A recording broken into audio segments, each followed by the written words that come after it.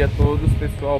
Meu nome é Daniel, sou técnico ambiental da EPA e essa semana nós vamos estar conversando sobre um tema muito importante para todos nós: a água. A água é um bem essencial para a nossa vida. Afinal, alguém aí vive sem? Eu acho que não, né? Então, se a gente não vive sem a água, por que nós poluímos tanto e por que nós desperdiçamos tanto? Vou convidar vocês a refletir nisso hoje. Mas vocês devem estar se perguntando, por que nós vamos falar da água essa semana? Bom, é porque, especificamente, nessa semana, no dia 22 de março, é comemorado o Dia Mundial da Água. Esse dia ele foi instituído em 1992 em uma conferência da ONU, aqui no Rio de Janeiro, no nosso país. E ele foi criado para as pessoas pensarem um pouco mais sobre o que elas fazem com esse bem natural. Conscientizar as pessoas no seu uso e na sua preservação dessa água. Mas, antes da gente começar, tome aí o seu golinho de água e vamos lá refletir com a gente. Primeiro, nós vamos começar falando um pouquinho sobre a água em nosso planeta. Alguém aí já ouviu falar que, na verdade, o planeta Terra tem mais água do que terra? Pois é, o nosso planeta tem 70% da sua superfície coberta por água. Mas então, por que falta tanta água? Bom, de toda essa água no planeta, cerca de 97% é salgada, dos mares e oceanos, e 3% de água doce.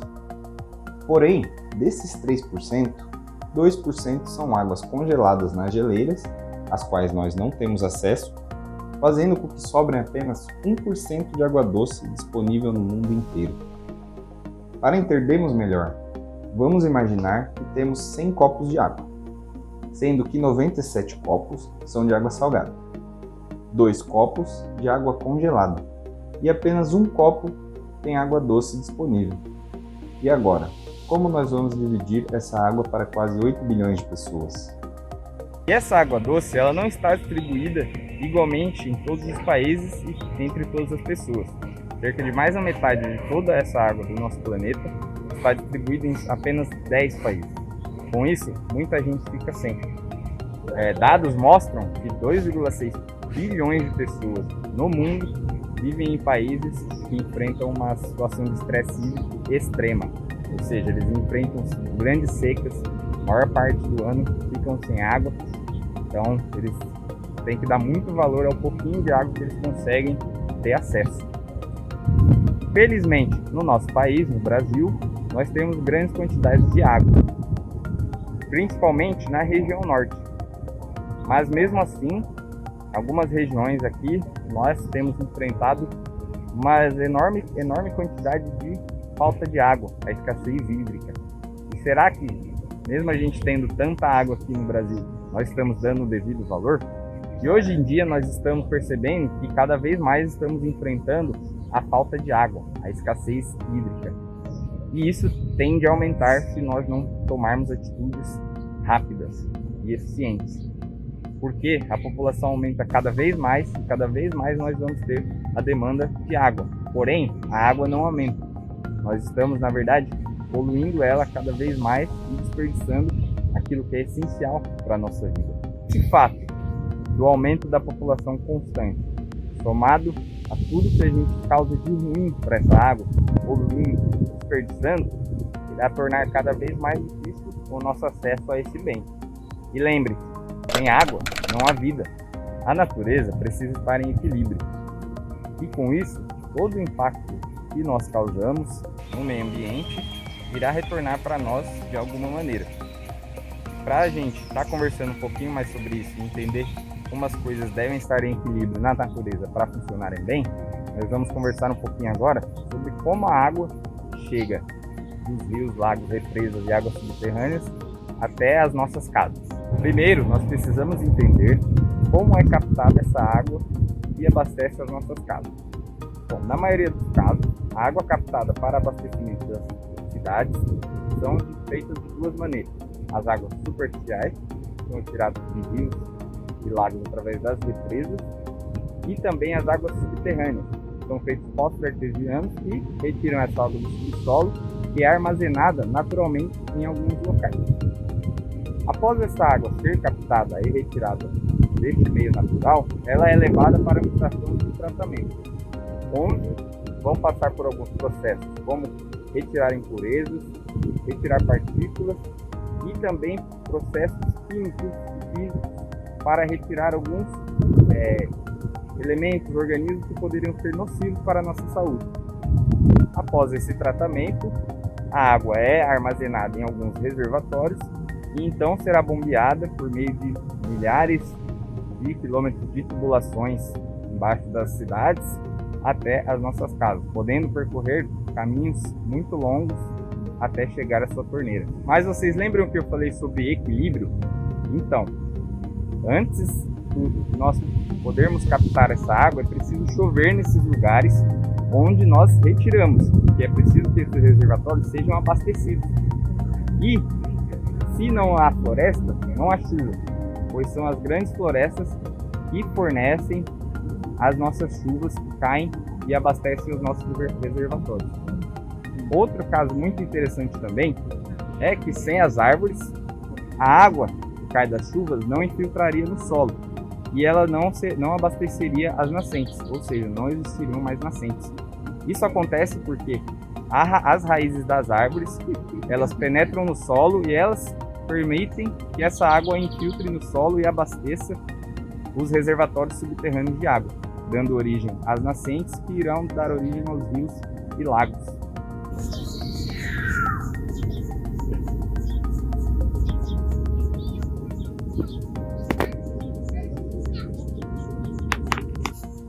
Gente, vocês viram o tanto de coisa que precisa acontecer para a água chegar na nossa torneira, na nossa casa, na nossa cidade? Então é de extrema importância que cada um faça a sua parte, preservando o meio ambiente, porque, como a gente falou aqui, cada impacto que nós causarmos vai voltar diretamente para a gente. Cada ação gera uma reação. Ou seja, quanto mais a gente desmatar, menos chuva nós teremos. Quanto menos chuva nós tivermos, menos água vai ter disponível para todos. E com isso, mais caro vai ficar uma cadeia de reações que vão afetar diretamente a nossa vida. Como, por exemplo, se a gente tiver menos água, vai ter menos água para produzir alimentos, menos água para produzir energia, menos água para abastecer nossa cidade. E isso vai aumentando o preço de tudo. Então nós precisamos cada vez mais fazer a nossa parte, porque também quanto mais nós poluirmos os nossos corpos d'água, mais tratamento vai ser necessário, mais cara vai ficar também essa água que nós precisamos tanto. Nós esperamos que com essas informações que nós trouxemos para vocês, cada um de vocês reflita um pouco sobre o que nós fazemos com o meio ambiente, né? Se é algo essencial para a nossa vida, a água, esse equilíbrio que o meio ambiente deve estar, por que a gente insiste em destruir tanto? Vai afetar diretamente nossas vidas. Já está afetando agora e cada vez mais no futuro vai estar afetando nossas futuras gerações, nós mesmos vamos ser cada vez mais afetados. Então nós convidamos você a refletir um pouquinho sobre isso também.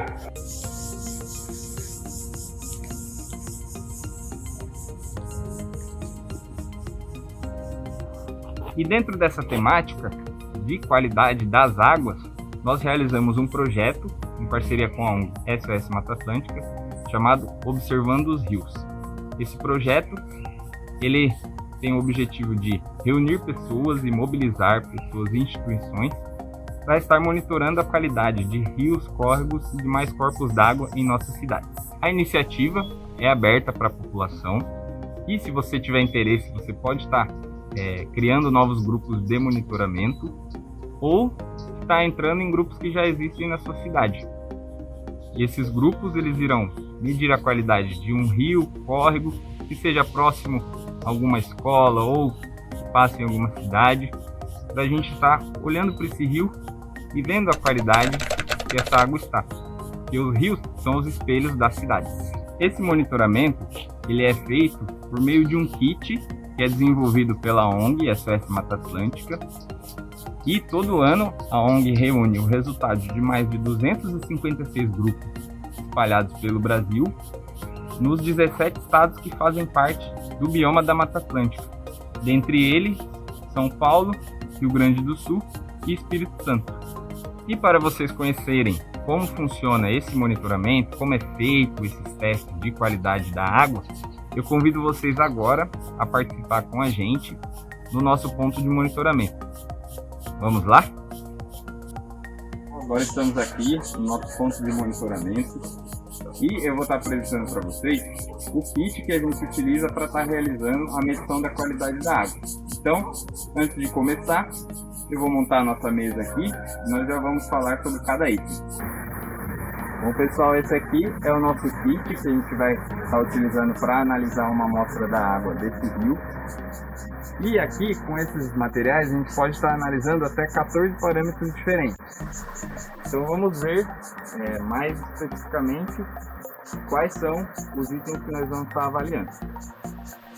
Aqui nós temos a turbidez da água, o pH, oxigênio dissolvido, coliformes, nitrato e fosfato. E aqui também, pessoal, nós temos a nossa ficha, que é o guia de avaliação, onde nós vamos poder estar analisando até 14 parâmetros que vão indicar a qualidade da água desse rio. Outro item muito importante é o manual do campo, que acompanha esse kit, onde ele explica detalhadamente o que cada item desses que eu mostrei para vocês representa na qualidade da água. Mas eu também vou estar explicando detalhadamente conforme nós formos realizando a coleta. Também outro apetrecho nosso aqui, que é esse material que nós reaproveitamos para estar realizando a coleta da água nesse rio. A garrafa PET. Então vamos começar? Então, para a gente começar, o primeiro passo é analisar o ambiente que nós estamos aqui e onde está localizado esse rio. Então pessoal, primeiramente nós vamos analisar e preencher aqui a nossa ficha.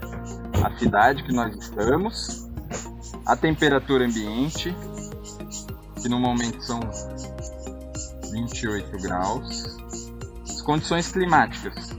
Aqui a gente está observando, já está mais ensolarado, mas ainda está um pouco nublado, então parcialmente nublado. Aí vou colocar uma sigla aqui para a gente saber. Parcialmente nublado. Hoje dia 25/2, hora 10 horas. Local é o ponto de monitoramento onde você se encontra. Número de participantes, as pessoas que estão acompanhando com você. Esse projeto, como eu falei no começo, ele foi criado para gerar uma mobilização das pessoas, escolas, instituições. Então ele normalmente é feito em grupo, mas nesses momentos de pandemia eles estão feitos mais individualmente ou em duplo. Hoje nós estamos aqui em duplo. E agora nós vamos dar início à nossa análise dos parâmetros. A primeira parte dessa análise ela é baseada na observação. Lembra do nome do programa? Observando os rios. Então nós vamos descer até a margem do rio e vamos estar observando como que está a qualidade desse ambiente ao entorno do rio e no próprio rio.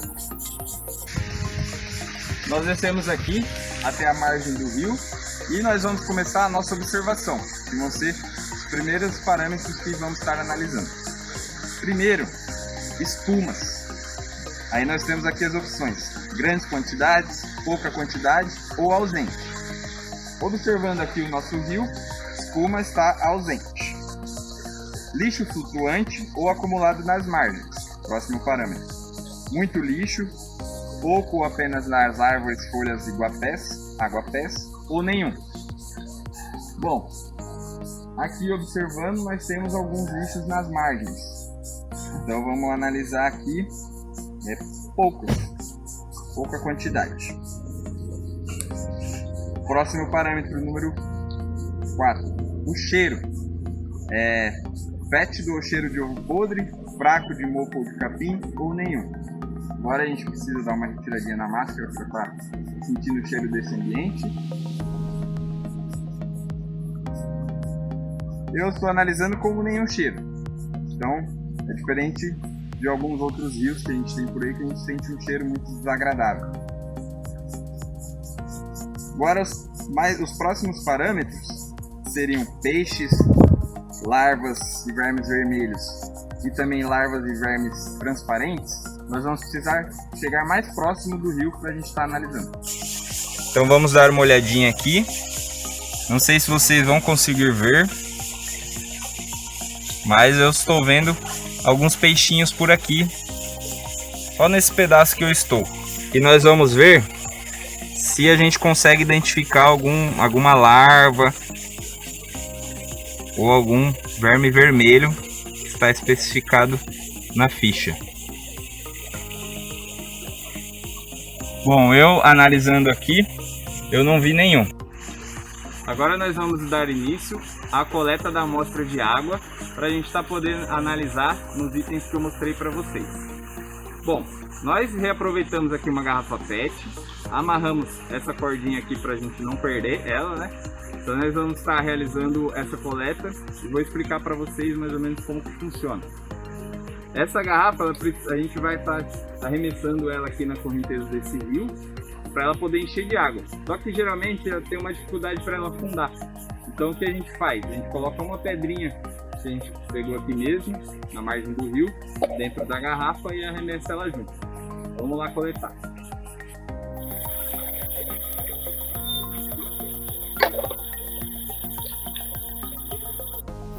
Bom pessoal, agora a gente realizou a coleta da nossa amostra da água e é importante, após realizar essa coleta, você estar higienizando as suas mãos primeiramente.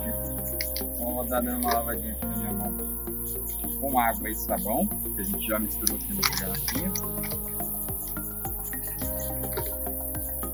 para a gente poder estar dando início à coleta. E para a coleta é orientado estar utilizando luvas. Então a gente tem aqui o par de luvas que eu vou colocar para a gente dar início à análise dos parâmetros. Bom pessoal, aqui o primeiro parâmetro que nós vamos estar analisando é a turbidez da água. Essa turbidez ela vai nos mostrar, né, a transparência dessa água.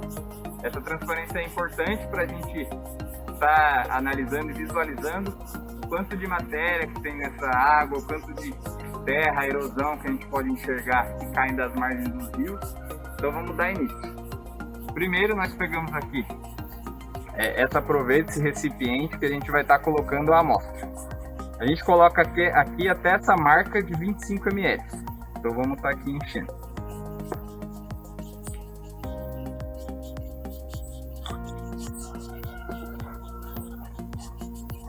Aqui nós colocamos até a marca.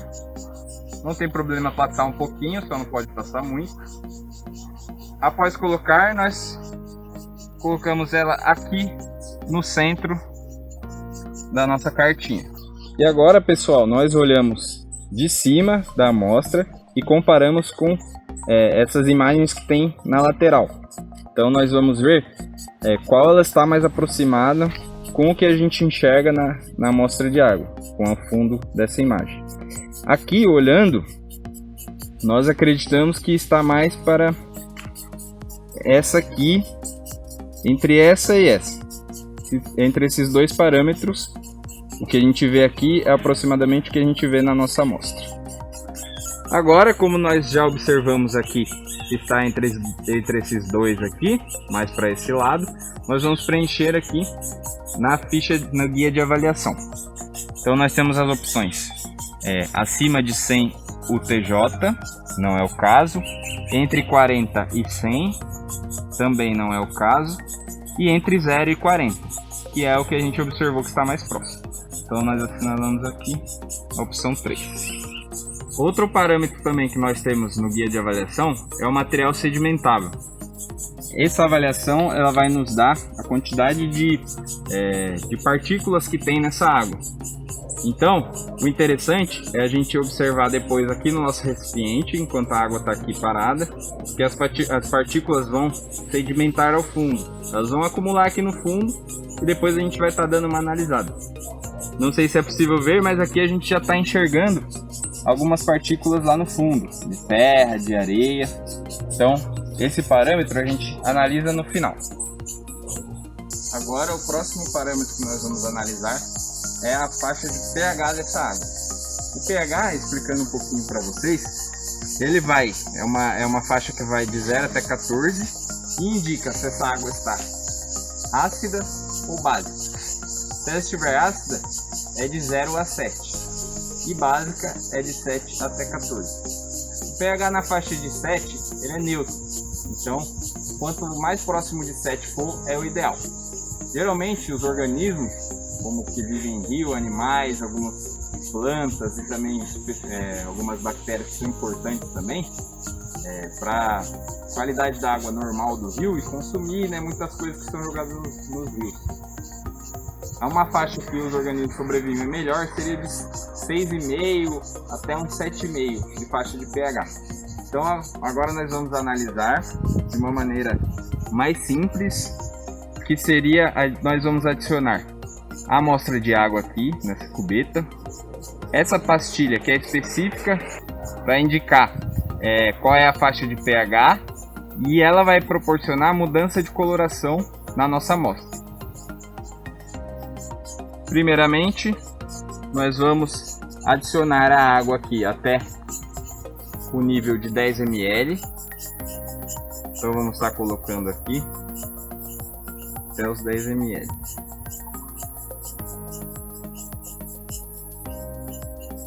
Isso, deu certinho.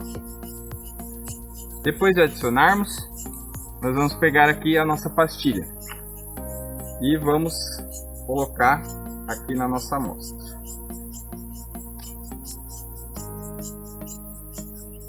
Assim que colocarmos a pastilha, vamos estar tampando.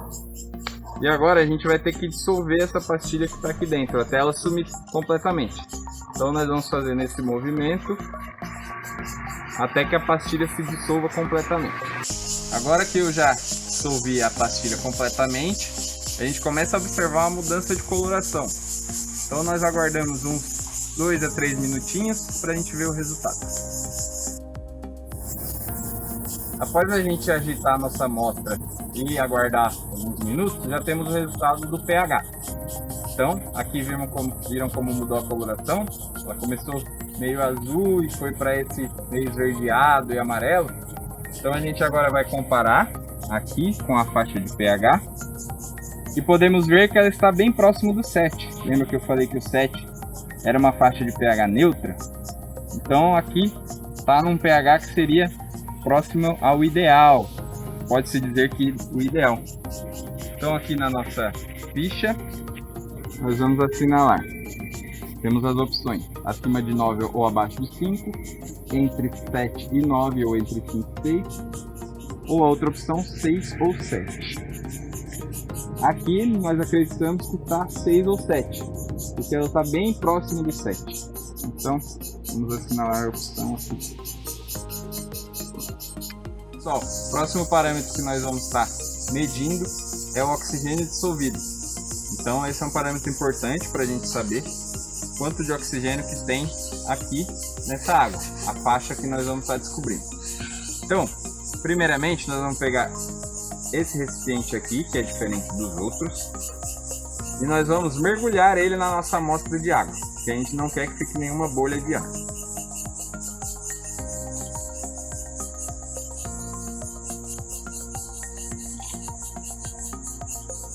Agora que a gente encheu até a boca da água na nossa amostra, nós vamos adicionar 2 pastilhas dessa, que é específica para identificar a quantidade de oxigênio dissolvido. Não tem problema vazar um pouco da água quando a gente adiciona. E agora sim, finalmente nós vamos tampar, para que agora a gente possa agitar também, conforme foi o de pH, até dissolver. Então leva aproximadamente uns 4 minutos. Agora, depois que a gente dissolveu aqui as 2 pastilhas, a gente vai aguardar por 5 minutos até que ele indique a quantidade de oxigênio que nós temos aqui nessa água. E aqui, com o nosso resultado, nós estamos vendo que está a menos que 4 ppm a coloração, como vocês podem ver aqui. Então, na nossa ficha, nós temos as opções menos que 4 ppm, entre 4 e 6, acima de 6. Nós vamos assinalar menos que 4 ppm. Isso significa que a saturação do oxigênio está menor que 50%. Agora, os próximos parâmetros são dois separados, mas na verdade a gente aproveita para realizar eles juntos, porque os dois a gente vai ter que aguardar 5 minutos para ter o resultado. Então é o dinitrato e o fosfato, que vão indicar a quantidade desses elementos que nós temos aqui na água desse rio. Aqui para nitrato e aqui para o fosfato.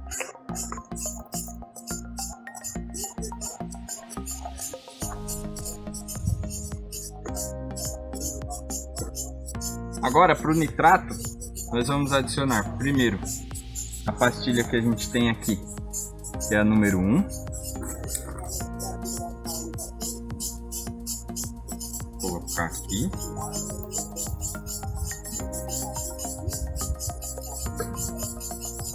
E já vamos adicionar também aqui a do fosfato. Agora que nós adicionamos a primeira pastilha do nitrato, porque são duas, a gente vai dissolver essa primeira. Da mesma maneira sempre. Essa dissolve mais rápido, ela já se dissolveu. E agora nós vamos adicionar a segunda pastilha, especificada no manual.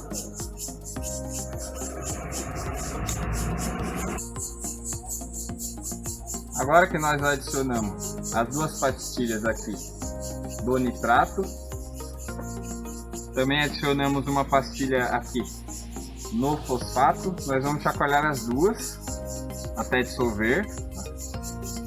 E agora a gente espera 5 minutos para as duas amostras. Então vamos começar a contar aqui. Agora, após a gente realizar o procedimento para os testes de nitrato e fosfato, e esperar os 5 minutos para a gente ter o resultado, agora nós temos aqui a mudança da coloração. Esse do nitrato está uma coloração de 0 até 5, mais ou menos, um pouquinho mais que 5, não chega perto dessa coloração rosa. Já o fosfato nós podemos ver que está bem para o 4, para essa coloração aqui. Então agora nós vamos assinalar aqui na nossa ficha. De nitrato, nós estamos com 20 ou 40 ppm, ou entre 20 e 5, ou abaixo de 5. Aqui, observando, estamos com uma coloração abaixo de 5, porque ela não chegou próximo desse rosa. Então assinalamos aqui. Já o fosfato, nós vamos olhar aqui, está bem para o 4 ppm. Então, está acima, nossas opções, acima de 2, entre 2 e 1, menor que 1. Assinalamos acima de 2. Agora, pessoal, o último parâmetro, e também esse demanda um pouco mais de tempo para a gente ter o resultado, é o de coliformes totais. Os coliformes, eles são bactérias que vão indicar para a gente algumas situações da qualidade da água. As bactérias, elas não são todas maléficas, elas são importantes para o sistema desse rio funcionar completamente, mas os coliformes total, eles podem indicar para a gente a presença ou não de contaminação fecal nas águas desse rio. Gente, para análise dos coliformes, é um recipiente que já vem com a pastilha específica para estar indicando. Vou mostrar aqui para vocês. Ela já vem dentro dessa provetinha. E a gente vai estar adicionando aqui. E agora, essa amostra a gente não agita, tá bom? E agora a gente vai guardar ela, porque o teste demora 48 horas para a gente ter o resultado. Então a gente vai deixar ela reservada em um local com temperatura ambiente e fora da luz, né? Não pode ter muita luz incidindo sobre essa amostra. Então o resultado dela só daqui a 48 horas. Agora que nós já adicionamos a nossa amostra em todos os testes e estamos pegando os resultados, e do coliforme vamos esperar um pouquinho, nós vamos observar Lembra que eu disse no começo do material sedimentável? Agora que a água já ficou parada um tempinho, nós podemos ver ao fundo que tem um pouquinho de material aqui, ó, de terra, de areia. Então, na nossa ficha aqui, as opções que a gente tem de material sedimentável: muito alto, baixa ou ausente. Aqui, observando, nós vemos que é o material baixo, que é observável, mas não tem muito. Então, assinalamos aqui a nossa opção. Agora, pessoal, após nós realizarmos toda aquela coleta em campo e vocês nos acompanharem, nós vamos analisar as nossas respostas aqui e fazer o cálculo que vai nos fornecer o índice de qualidade daquela água. Mas antes, vocês lembram que tinha um teste que demora cerca de 48 horas para ficar pronto? É o teste de coliformes totais. Então vamos ver o nosso resultado aqui primeiro, antes de realizarmos o cálculo. Aqui está o resultado, pessoal, do nosso teste dos coliformes totais. E ele funciona da seguinte maneira: se a amostra de órgão mudou a coloração para vermelho, ele é negativo. Se mudou para amarelo, é positivo para coliformes totais.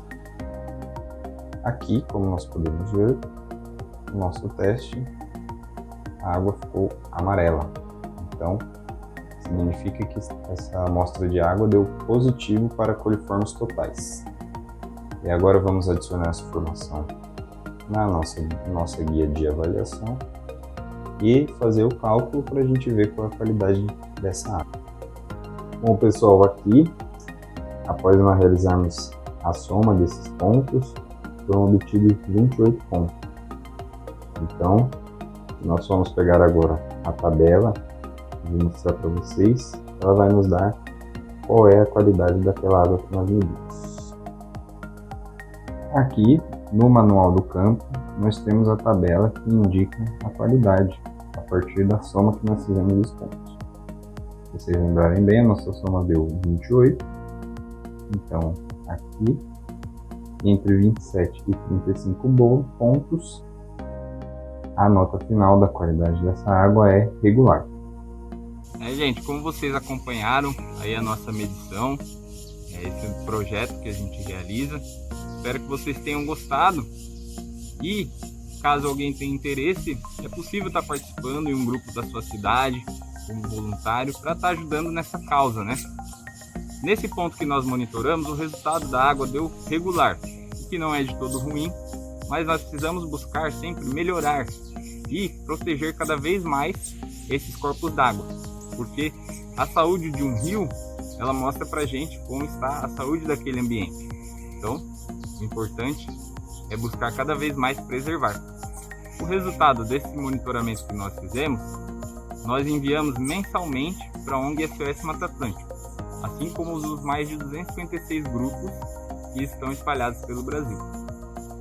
Com esses resultados, eles fazem anualmente um relatório com a qualidade geral dos rios em que há pontos de monitoramento ao longo daqueles 17 estados que fazem parte do bioma da Mata Atlântica.